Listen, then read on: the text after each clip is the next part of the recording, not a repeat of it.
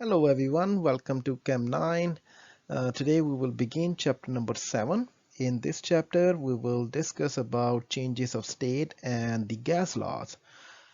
Now change of state is the process going from one state of matter to another state of matter, and in this section we will discuss about the energy transfer during the process of state change, and then we will talk about properties of various gases, and we will also discuss about various gas laws, and finally we will talk about what are gas mixtures and how the pressure of a gas mixture depend on the partial pressure of individual components of that mixture.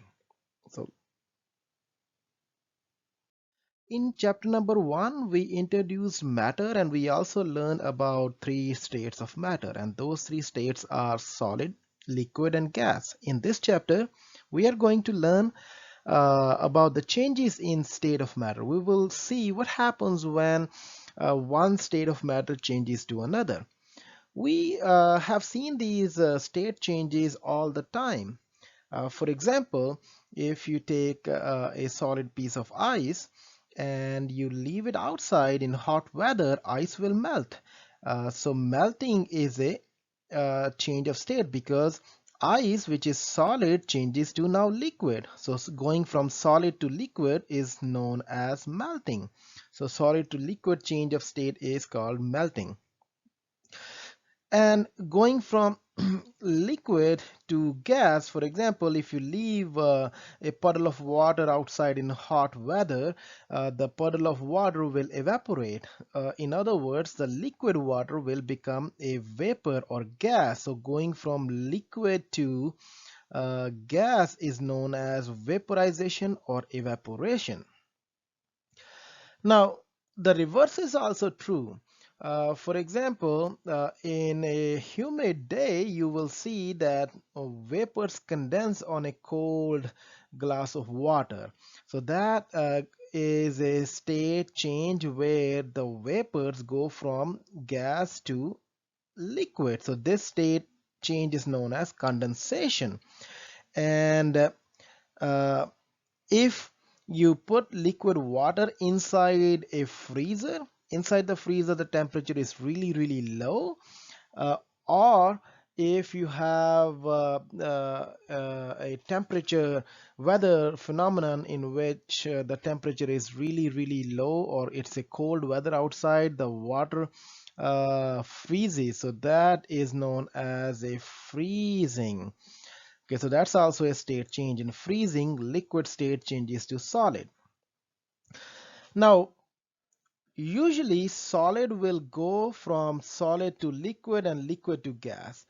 But many times there are few examples of solid which skip the liquid phase. So they go directly from solid to vapor. So example of this is dry ice. So dry ice is actually solid carbon dioxide. It does not melt. It changes directly from solid to vapor. So that state change is known as sublimation. So sublimation is a state change in which solid changes to gas directly. Now, opposite of sublimation is called deposition. So in deposition, the gas state changes directly to solid. The example of deposition is the snowfall. So in snowfall, the water vapors from weather condenses, and they do not form rain. Rain is liquid form, right? So instead of forming rain, the vapors form directly the solid state, which is ice. So snow is the solid state of water. So that is an example of deposition.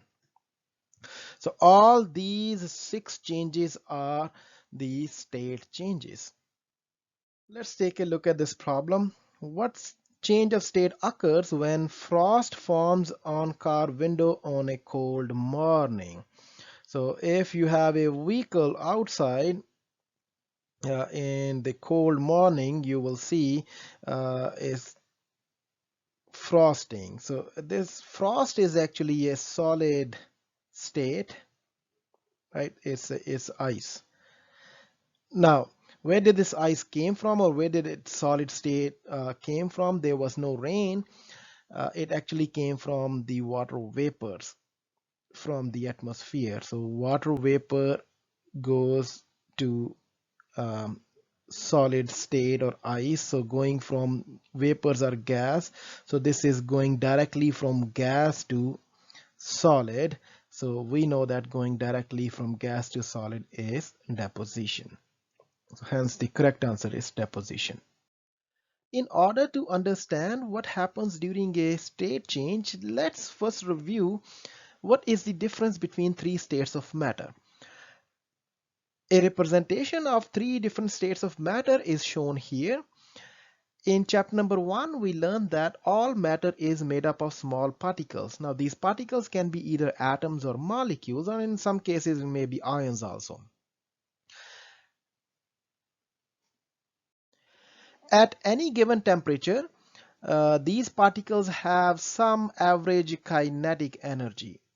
Now we know that kinetic energy is energy of motion. So if these particles have some kinetic energy, so they will like to move. So for example, gas particles are free to move around. Liquids are also, but not as much. Although solid particles, they look stationary, but they are also moving negligibly. So we can imagine them, they are vibrating. So vibration is also kind of a motion.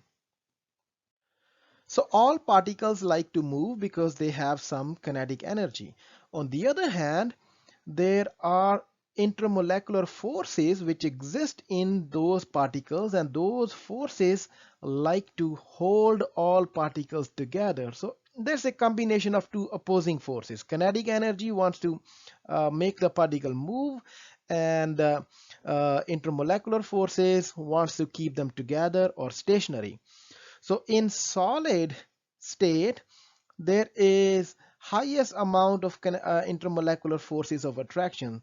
So because the strength of intermolecular force of attraction is so large that the kinetic energy is not enough to make those particles move. So therefore, those particles which are composed of in a solid, they stay at the same place, so hence the state is solid. Now if we want to go from solid to liquid, we need to increase the kinetic energy of those particles, or in other words, we need to make them move more, and kinetic energy depends on temperature.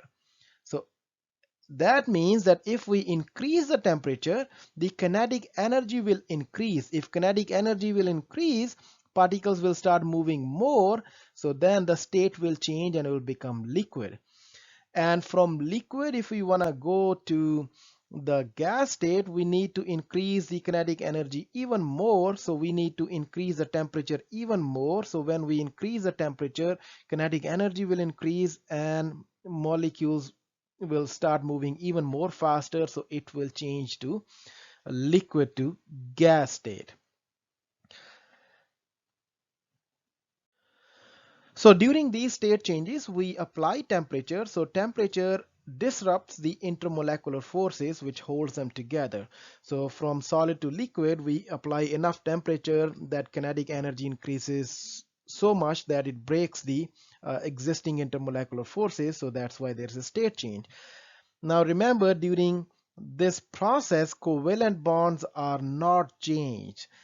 In other words, molecule does not break down, only the intermolecular forces will change. If you start with the ice molecule, ice cube. So ice cube is made up of water molecules. All water molecules are tightly held together with each other. If we supply temperature to it, now we will have a liquid water, right? But the covalent bond between H2O or HOH, they do not break. So water molecules still is present in liquid water. So during a state change, covalent bonds are not broken. Only the intermolecular forces are disrupted. It is a physical change. It's not a chemical change. In a chemical change, we break chemical bonds. Therefore, state change is not a chemical change. So as we learned that the state of matter is a fine balance between the kinetic energy and the intermolecular forces of attraction. Remember, we learned that there are three main kind of intermolecular forces. They are dispersion forces. Second is dipole-dipole. And then the third kind of intermolecular force is hydrogen bonding. Dispersion forces exist in all molecules. Dipole-dipole and H bonding exist only in polar molecules. And we also know that the dispersion forces are the weakest, dipole-dipole are intermediate, and H bonding are the strongest intermolecular forces. Now, the amount of kinetic energy depends on the temperature. So kinetic energy wants the molecule to move freely. On the other hand, intermolecular forces want to hold the molecules together. So if we have low kinetic energy and high potential energy, which is intermolecular force of attraction, that means the matter will be solid, because high intermolecular force means that the particles will stay together. Opposite means that if the kinetic energy is high and the intermolecular force is low, then the matter will be a gas. Because high kinetic energy means that the particles want to move faster or a lot, and low intermolecular forces means that nothing is holding them strongly. So therefore the nature of the particle will be such that the state will be a gas state. The kinetic energy depends only on temperature, so it means substances at same temperature have same kinetic energy.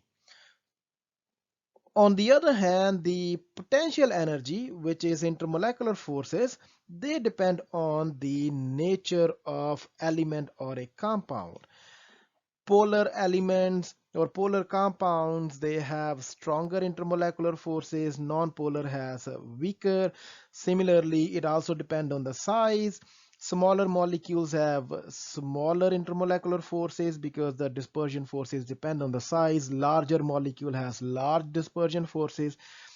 So the point is that intermolecular forces of attraction, that depend on the element or the molecule. On the other hand, kinetic energy only depends on the temperature. So for example, let's look at two molecules. One is ethanol, the other one is propane. Now ethanol does have oxygen and hydrogen, so therefore presence of both oxygen and hydrogen will mean that it will have hydrogen bonding in the molecules. Hydrogen bonding is one of the strongest intermolecular forces. So H bonding is strong. So it means it has strong intermolecular forces. If we compare ethanol with propane, propane is a non-polar molecule. So therefore it only has dispersion or London dispersion forces. When both of these matter or both of these compounds are at same temperature, the kinetic energy will be same. However, the potential energy or intermolecular forces are different. So same kinetic energy in both of these molecules, but stronger forces in ethanol and weaker forces in propane. Therefore, propane is a gas at room temperature and ethanol is a liquid at room temperature. Yes, hydrogen bonding is strong, but not strong enough to hold the molecules completely together in order to make it solid, but it's still strong enough to keep it in liquid state. So that's the meaning of the kinetic energy versus intermolecular forces of attraction, and how they the combination of these two dictate what will be the state of matter. Let's apply the concept of kinetic energy and intermolecular forces to answer some of these problems. So the first problem is, select the state of matter with the greatest potential energy. Greatest potential energy means the strongest intermolecular forces.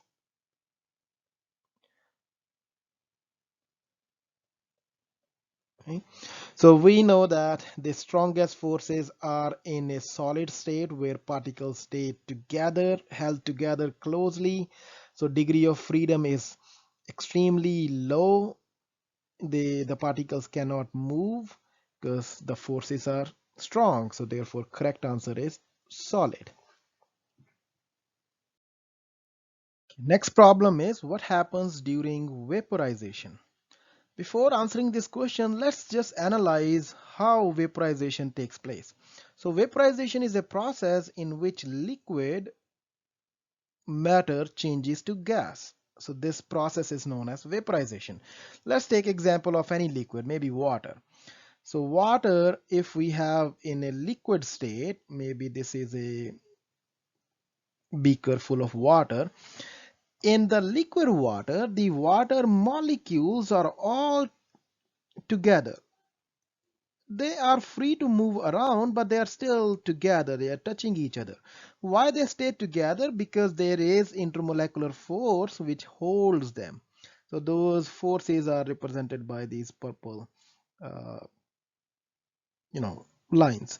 So these are some forces of attraction which holds them together.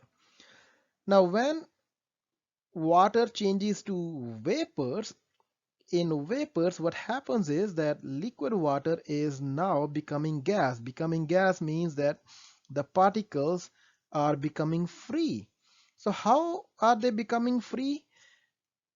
The force which was holding them together, so now that force is being broken down. So this intermolecular force is disrupted or it breaks down. So when it breaks up, that particle is free and this particle can move out. So that's what happened in vaporization.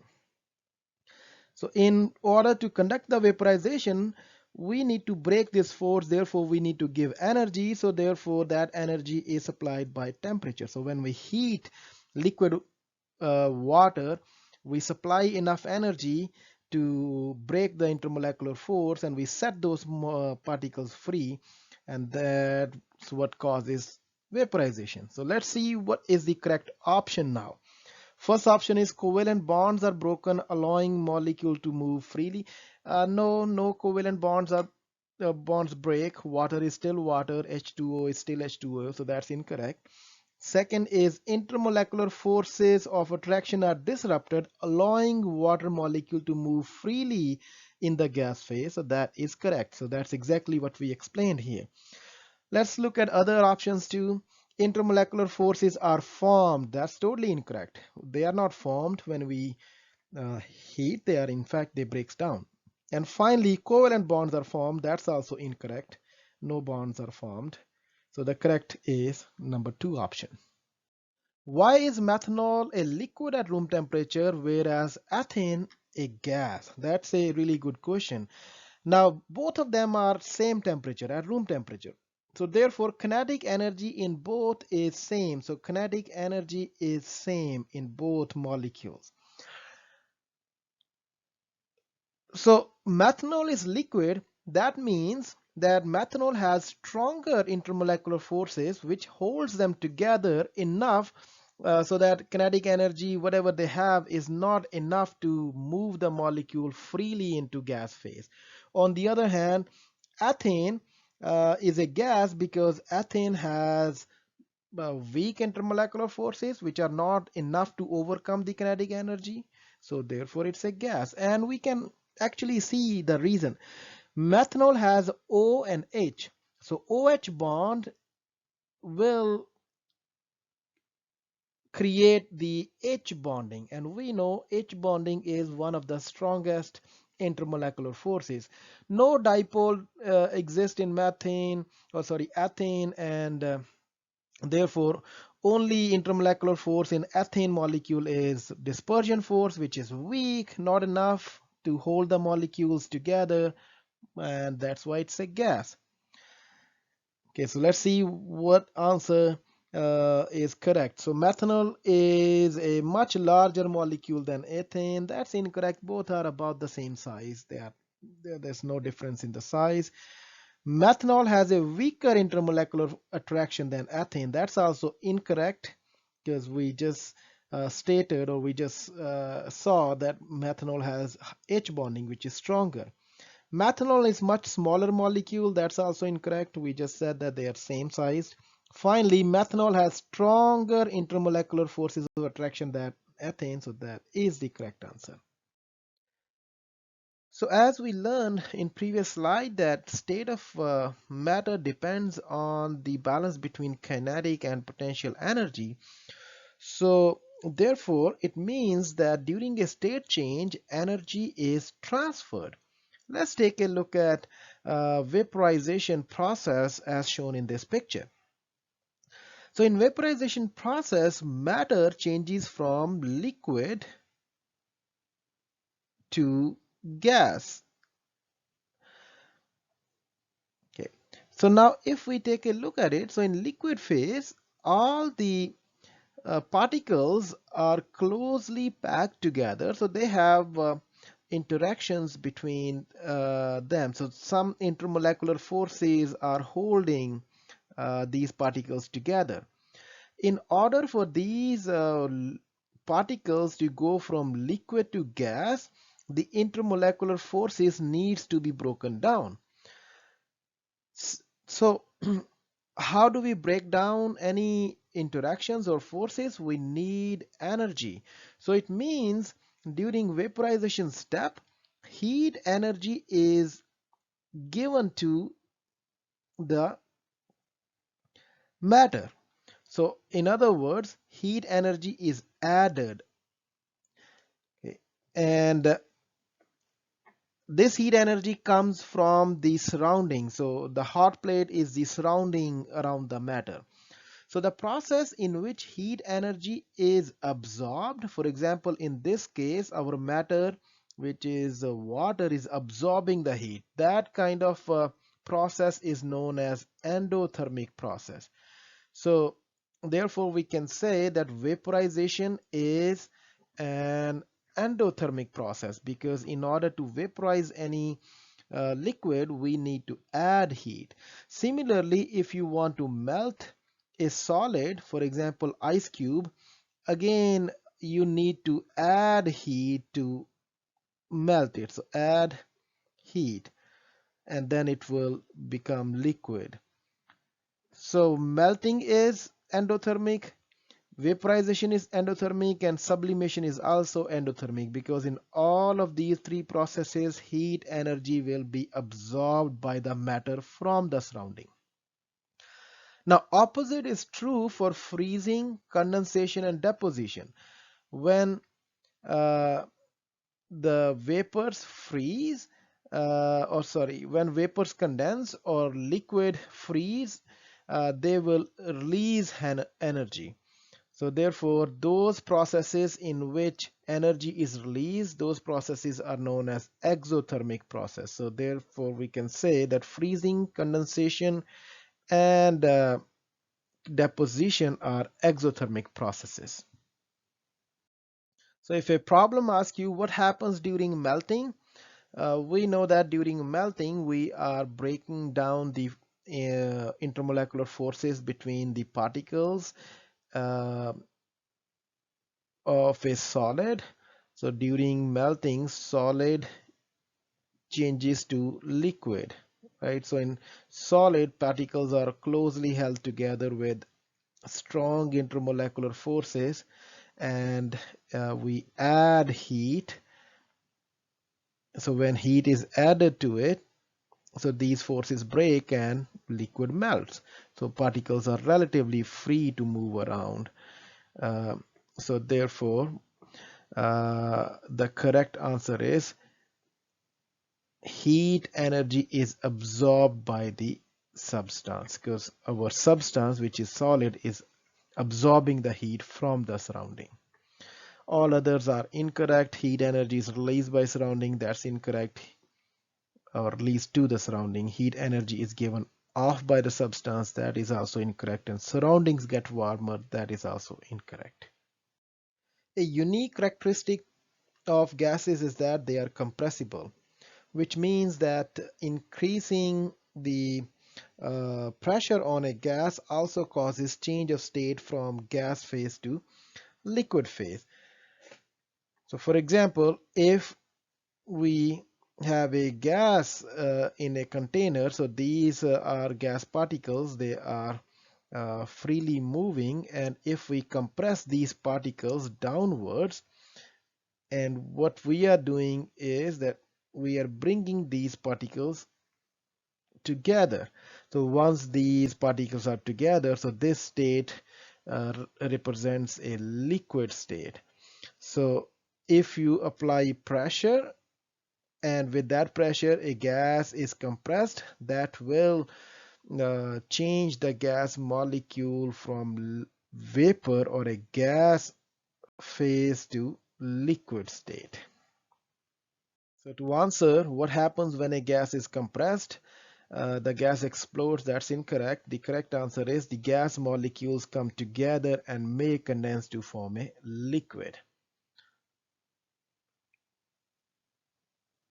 At 1 atmospheric pressure, which is also known as sea level, the temperature at which the phase changes from liquid to gas or a gas to liquid for any particular element or a substance is known as boiling point of that substance. And the temperature at which a substance undergo a phase change from solid to liquid or liquid to solid is known as melting point of that substance. Melting and boiling points are physical properties, which means that they can be measured without changing the chemical formula of the substance. Physical properties are the properties which can be measured without changing the chemical nature of the substance, or in other words, the chemical substance does not changes when we measure these physical properties.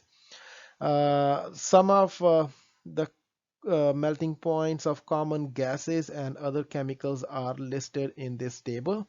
One interesting thing you will notice is that all non-polar gases have low melting point and boiling point. On the other hand, polar substances, they have higher melting and boiling point. The reason is that non-polar substances, they generally have only dispersion forces holding them together, and polar substances will either have dipole-dipole or they will have hydrogen bonding. And both dipole-dipole and hydrogen bonding are stronger intermolecular forces. Now we know that if the intermolecular forces are strong, molecules will be held together strongly. Therefore, you will need higher temperature to melt or boil them. So hence their melting and boiling points are higher. The effect of heat added to temperature of a substance and the state changes can be shown with the help of a heating curve. A heating curve shows how the temperature of a substance changes as heat is added to it. It also shows at what temperature a state will change. An example of a heating curve for water is shown here.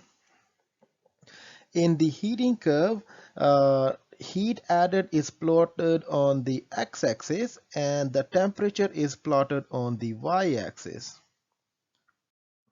So let's take a look at this heating curve for water.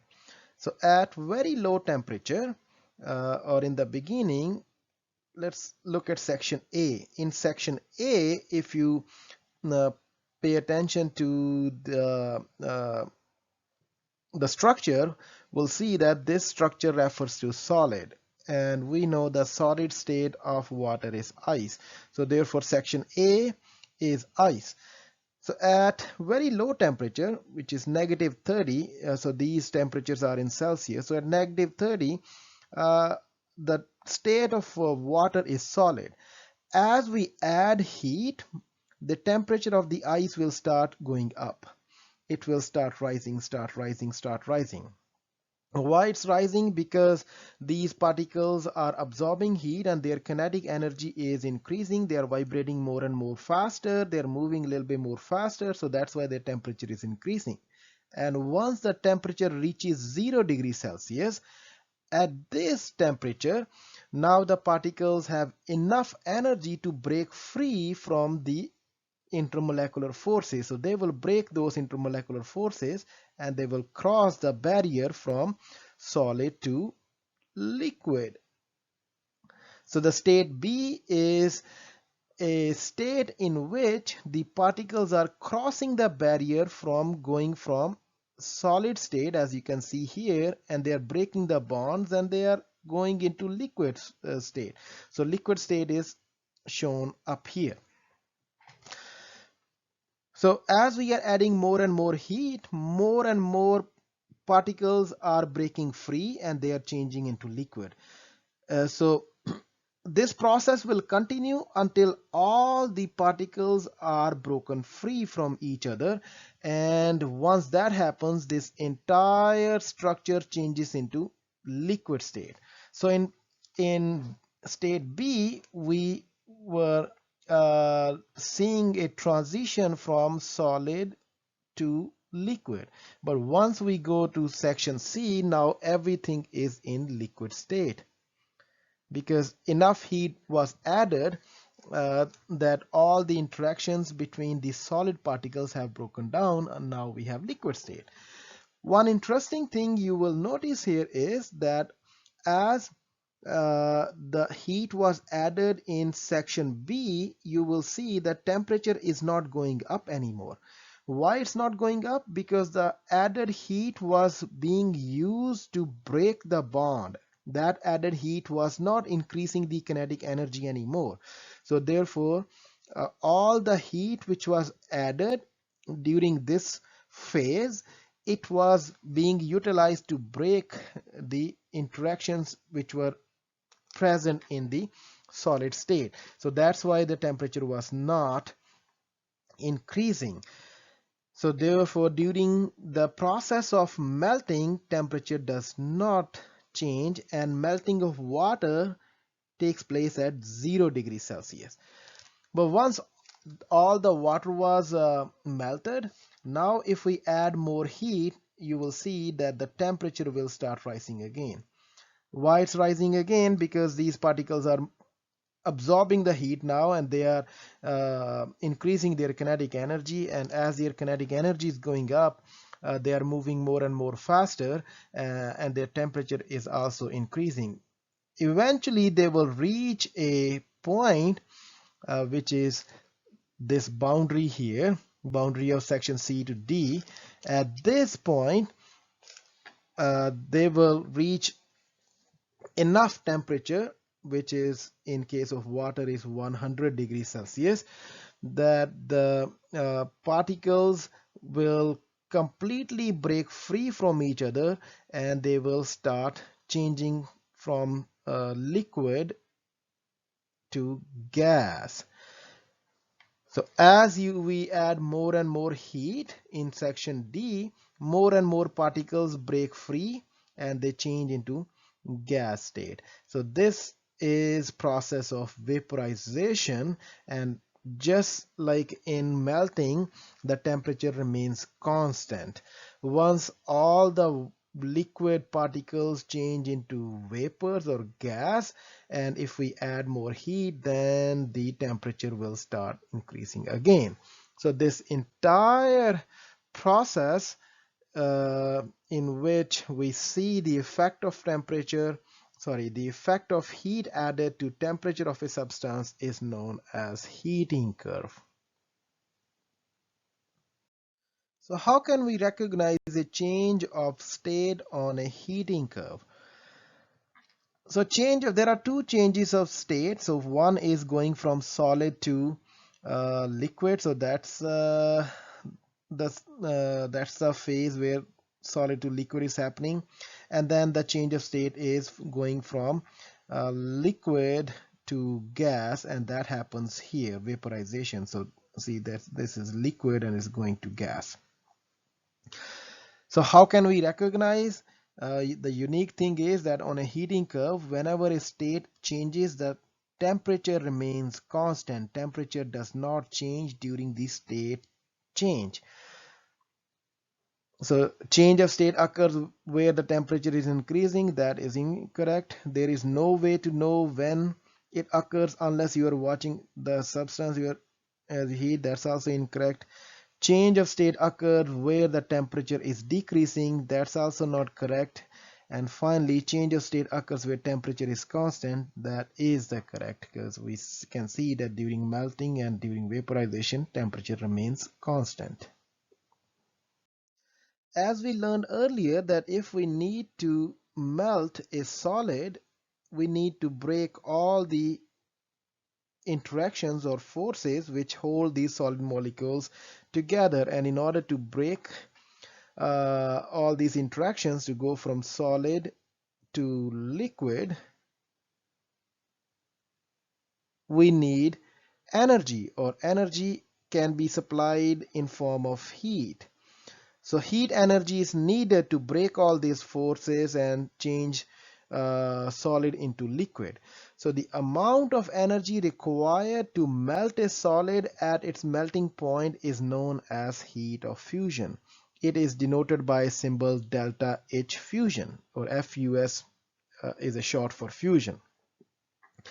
Similarly, we also learned that if we want to evaporate a liquid or vaporize a liquid, going from liquid into gas state, in that process also we need energy to break the interactions or forces which hold the liquid particles together. So the heat energy required to boil a liquid at its boiling point is known as heat of vaporization, and it is denoted by delta H vape. Vape stands for vaporization. Heat of vaporization will always be greater than heat of fusion, because in uh, heat in melting process we do break most of the intermolecular forces, but because it still changes to liquid, so some of the intermolecular forces still stay together. However, in case of vaporization, we break all the bonds, or all, not bonds, we break all intermolecular forces. So therefore heat of vaporization is always much greater than heat of fusion. Heat of vaporization and heat of fusion, along with melting and boiling points of some common substances, are shown in this table. Okay, so let's apply the concept of heat of vaporization and let's select the true statement. Let's go one by one. First statement is delta H vaporization is the heat energy added when a substance is condensing. That is incorrect, because it's not condensing, in fact it is vaporizing. Second is delta H vap is the heat energy added when the substance is melting. That is also incorrect, because melting would be process of fusion. The third is delta H vap is the heat energy added when the substance is evaporating, and this indeed is correct, because delta H vaporization is the heat energy required to evaporate a substance at its melting point. Uh, the last two, delta H vaporization is the heat energy added when the substance is subliming and freezing, so these are of course incorrect. Select the exothermic reaction. Now remember, going from solid to liquid or liquid to gas, in all these we need to add heat, and liquid to solid also we need to add heat.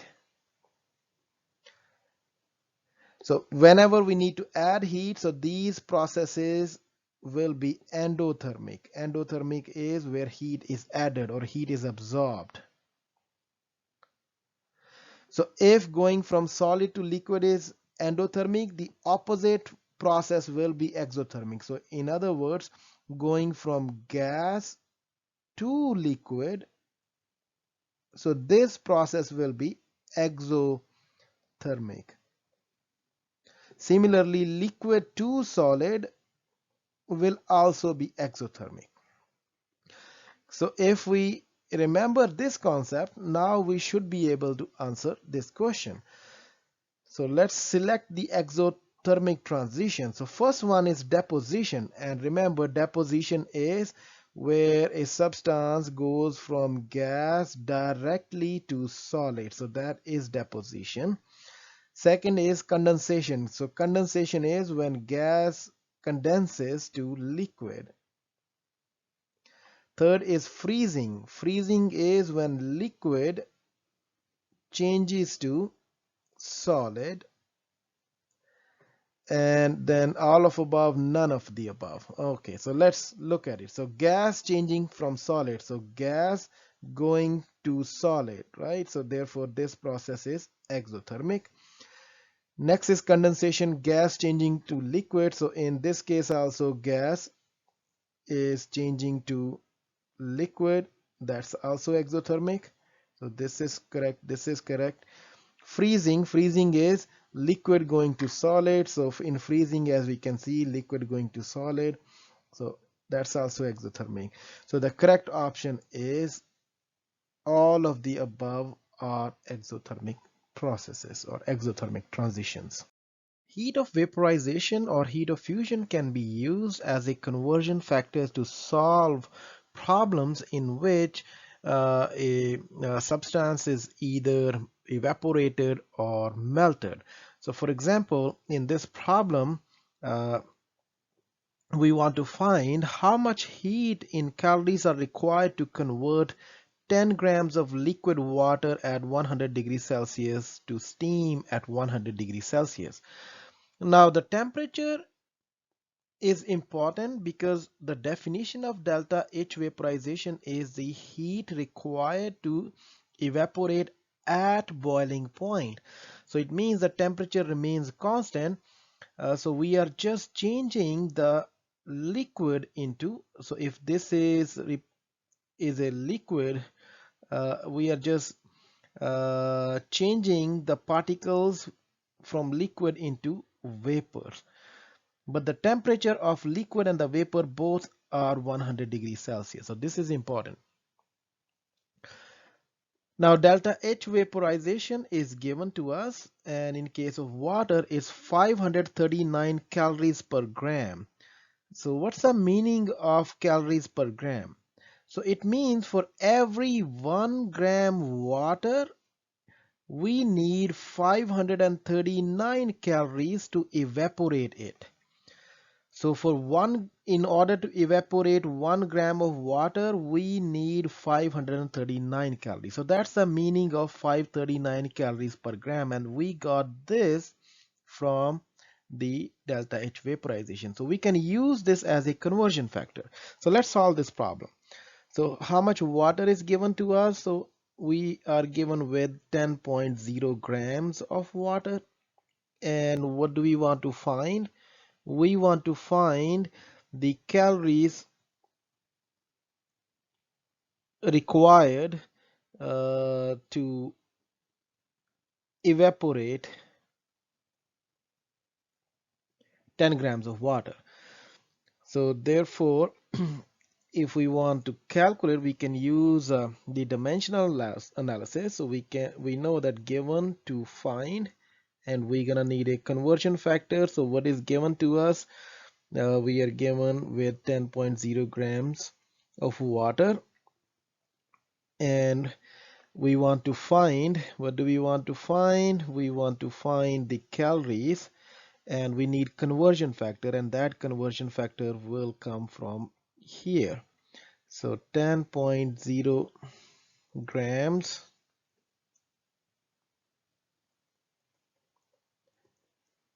multiplied by, now the conversion factor, because grams of water is on top, so therefore this grams of water will be down here, and top will be 539 calories, and grams of water cancels with grams of water, and if you multiply rest of it, so answer will come out to be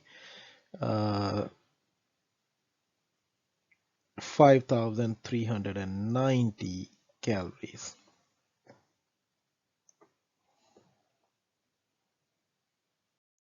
Earlier, we learned that when heat is added or removed from the substance at its melting point or boiling point, it results in change of state.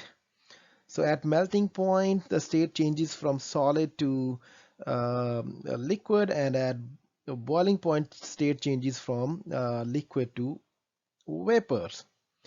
However, what happens when heat is added when a substance is not at melting or boiling point? What happens then?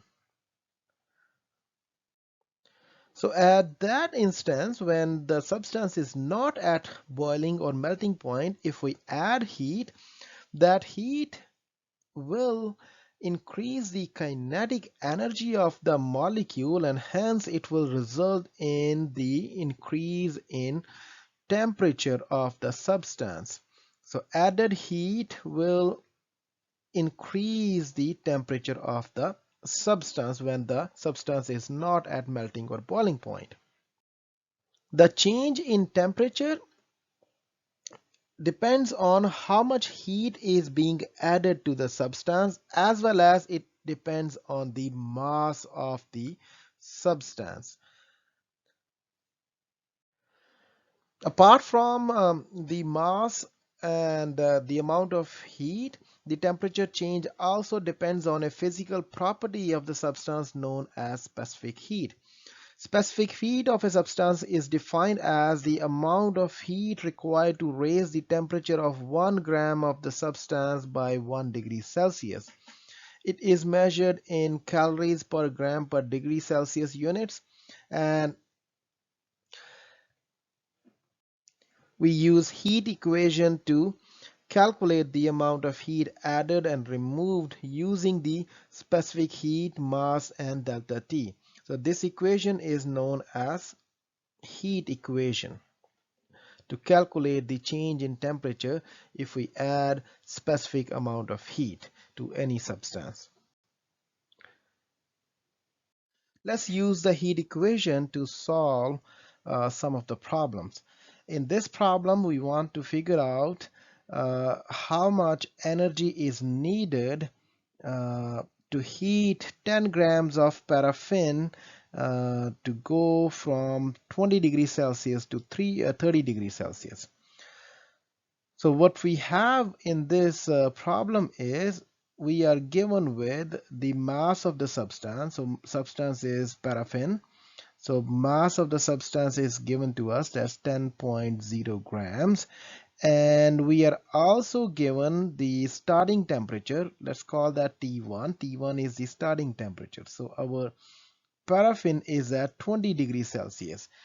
And we want to go from 20 degrees Celsius to 30 degrees Celsius, right? So it means we want to increase the temperature. So in order to increase temperature of any substance, we need to add heat. So that's what we want to find.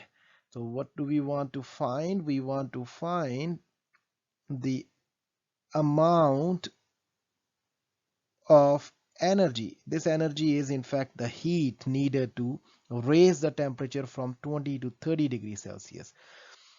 So and also given to us is the specific heat of paraffin wax.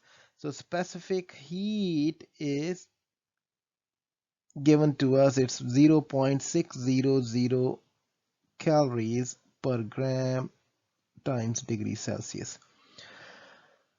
All right, so first thing we need to know is the heat equation. So if you remember the previous slide, so heat equation is heat, remember heat is also energy, is equals to specific heat of the substance multiplied by mass of the substance multiplied by change in temperature.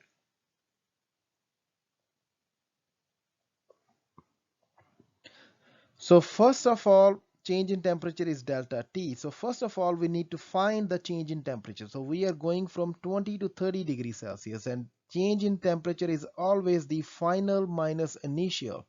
So it would be 30 minus 20 equals 10.0 degrees Celsius. So change in temperature is 10 degrees Celsius or 10.0 degrees Celsius, because we are going from 20 to 30. Specific heat is given and mass is given, so all we need is to plug in those values. So specific heat is 0.600. Make sure you enter the entire unit. Multiplied by mass is 10.0 grams, multiplied by delta T, which is 10.0 degrees Celsius. Now degree Celsius cancels with degree Celsius, grams cancels with gram, and rest of it will give us the answer. So rest of it is 0.600 multiplied by 10.0 multiplied by 10 calories. And if we multiply all of these numbers together, we will get 60.0 calories, and only option which matches our answer is this one, so this is the correct answer. Let's try another problem. In this problem, we are given with 45.0 grams of liquid water, and we need to increase the temperature of water starting from 23.0 degrees Celsius all the way up to 32.0 degrees Celsius, and we need to calculate the heat required to make that change in temperature. So let's write down all the things which are given to us. So mass is given, mass of water is 45.0 grams, and T1 is given 23.0 degrees Celsius. T2 is also given, the final temperature is 32.0 degrees Celsius. Let's calculate delta T while we are at it. So it would be 32.0 degrees Celsius minus 23.0 degrees Celsius. So delta T is equal to 9.0 degrees Celsius. Although in this case the specific heat of water is not given, but if you can take a look at in the book, and you will find that specific heat of water is equal to 1.00 calories per gram times degrees Celsius.